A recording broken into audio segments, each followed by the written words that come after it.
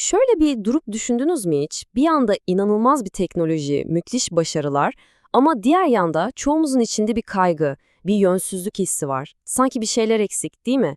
Peki aman neden? Bugün işte tam da bu kafa karışıklığına ışık tutan bir ismi, psikanalist ve filozof Erich Fromm konuşacağız. Onun din ve insan ruhu arasındaki ilişkiye getirdiği o radikal teşhise yakından bakacağız. İşte her şeyin başladığı yer. Fromm'un o klasik eseri, Psikanaliz ve Din. Fromm'un bu kitapta yaptığı şey çok ilginç. Psikanalizi alıyor ve onu sadece bir terapi odasından çıkarıp bambaşka bir yere taşıyor. Modern insanın ruhsal çıkmazını, o bitmek bilmeyen anlam arayışını anlamak için bir anahtar haline getiriyor. Şimdi gelin Fromm'un analizinin tam merkezine inelim. Fromm işe temel bir paradoksu yani modern hayatın o büyük çelişkisini masaya yatırarak başlıyor. Düşünsenize bir yanda akıl almaz bilimsel başarılarımız, teknolojimiz, diğer yanda ise içimizi kemiren o anlamsızlık hissi, o ruhsal karmaşa. Fromm'un şu sözleri durumu o kadar güzel özetliyor ki. Yani evet, gökdelenler dikiyoruz, uzaya gidiyoruz ama dönüp kendimize sorduğumuzda peki ya ben?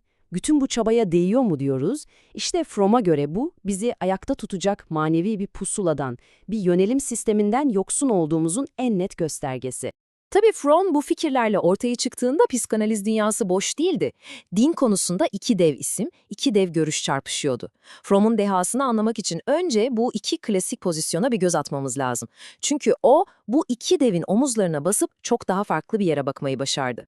Şimdi sahnenin bir köşesinde Freud var. Freud için din net bir şekilde bir yanılsamaydı. Hatta toplumsal nevroz diyordu. Yani insanın zayıflıklarından doğan ve aklın önünü tıkayan tehlikeli bir şey. Diğer köşede ise Jung duruyor. Oysa tam tersine söylüyordu.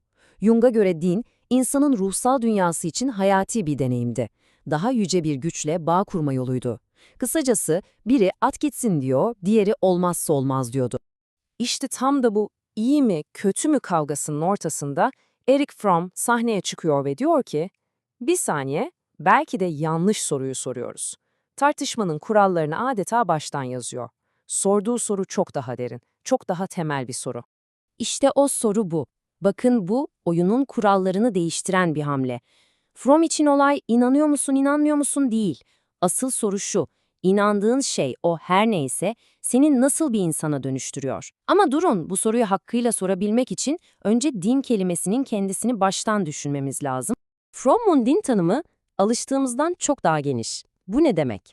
Yani din sadece bildiğimiz anlamda Tanrı inancı olmak zorunda değil.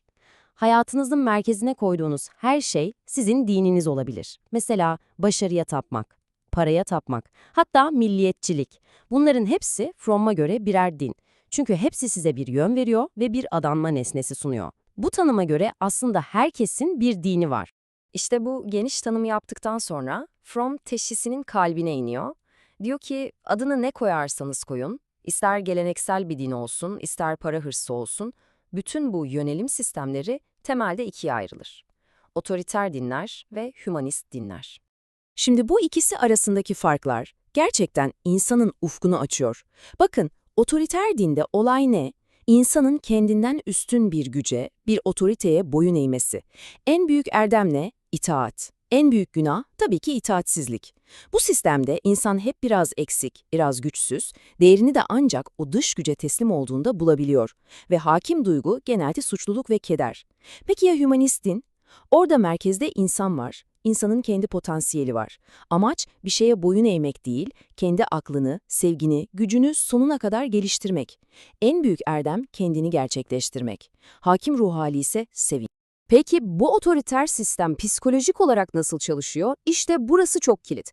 Fromm diyor ki biz aslında en iyi özelliklerimizi, sevgimizi, aklımızı, adalet duygumuzu alıp dışımızdaki bir güce yansıtıyoruz. Yani adeta onları bir heykele, bir tanrıya veya bir lidere hediye ediyoruz. Sonra da içimiz boşalıyor. Ve o hediye ettiğimiz güzel özelliklere tekrar kavuşmak için o dış güce yalvarmaya başlıyoruz. Kendi zenginliğimizi başkasına verip sonra ondan borç istemek gibi bir şey. İşte Fromm buna kendine yabancılaşma diyor.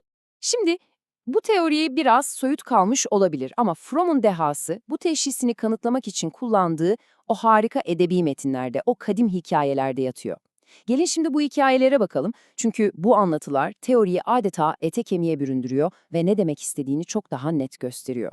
Mesela İbrahim peygamberin hikayesi. Tanrı Sodom'u yok edeceğini söylediğinde İbrahim ne yapıyor? Emrin olur mu diyor? Hayır. Tam tersine Tanrı'ya meydan okuyor. Tüm dünyanın yargıcı adil olmak zorunda değil mi diyor. Bakın burada körü körüne bir itaat yok. Adalet ilkesi üzerinden Tanrı ile pazarlık var. İnsan ahlaki bir duruş sergileyerek Tanrı'yı bile hesaba çekiyor. İşte bu hümanist tavrın ta kendisi. Ya da şu muhteşem Talmud hikayesine bakın. Hahamlar bir konuda tartışıyorlar ve bir karara varamıyorlar. Derken gökten bir ses duyuluyor ve tartışmayı bitirmek istiyor. Ama Haham Yeşu ne diyor biliyor musunuz? Yasa cennette değildir diyor. Yani sen karışma, bu bizim işimiz diyor. Ve hikayeye göre Tanrı gülümsüyor ve çocuklarım beni yendi diyor. Bu ne demek? İnsan aklının ilahi otoriteye karşı zaferi demek. İnanılmaz değil mi? Bir de Zen ustası Tanka'nın hikayesi var ki bu daha da radikal. Tanka kışın ortasında donmak üzereyken tapınaktaki ahşap Buda heykelini alıp yakıyor ısınmak için. Diğerleri dehşete düşüyor. Kutsal Buda'yı nasıl yakarsın diye. Tanka'nın cevabı çok net, bir sembol, bir heykel, yaşayan bir insanın hayatından daha kutsal olamaz. Burada kutsal olan şeyin nesne değil, hayatın kendisi olduğu vurgulanıyor. Son olarak da şu Hasidik halk öyküsü. Yoksul bir terzi, hahamına diyor ki, ben dün gece Tanrı'yla bir anlaşma yaptım. Haham Herakla soruyor. Terzi cevap veriyor. Dedim ki Tanrım, dünyadaki bunca acıya izin verdiğin için ben senin günahlarını affedeceğim, sen de benim küçük günahlarımı affedeceksin. Bu inanılmaz bir şey. Burada korkuyla sinmiş bir kul yok. Tanrı'yla karşılıklı sorumluluk temelinde neredeyse eşit bir ilişki kuran bir insan var. İşte bu güçlü edebi örnekler bize bir şeyler anlatıyor. Peki bütün bunlardan sonra asıl soruya gelelim. Bu çerçevenin bizim hayatımızdaki karşılığı ne? Unutmayalım, Fromm'a göre hepimizin hayatına yön veren bir dini, bir adanma nesnesi var. Sizin nihai yöneliminiz ne? Belki de her şeyden çok başarılı olmak istiyorsunuz. Belki de para kazanmak, güç sahibi olmak. Ya da belki de savunduğunuz bir ideoloji, bir devlet. Veya tam tersi, sevgi ve akıl gibi ilkeler. Fromm'un burada sorduğu o can alıcı soru şu: hayatınızı adadığınız bu şey, sizi o iki yoldan hangisine götürüyor?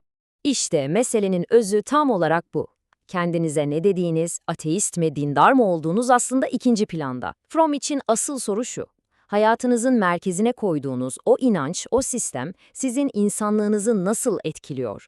Sizi daha bütün, daha sevgi dolu, daha akıllı birine mi dönüştürüyor, yoksa tam tersi mi? Ve böylece Fromm'un bizi baş başa bıraktığı o kışkırtıcı soruya geliyoruz. Sizi yönlendiren o sistem, o nihai yönelim çerçeveniz sizin gücünüzü serbest mi bırakıyor yoksa sizi felç mi ediyor? Hayatınızın merkezindeki şey sizin en iyi versiyonunuza ulaşmanıza yardım mı ediyor yoksa sizi korku ve suçlulukla köleleştirip potansiyelinizi mi çalıyor? Belki de modern insanın o dinmek bilmeyen kaygısının asıl cevabı işte tam da bu sorunun içinde gizlidir.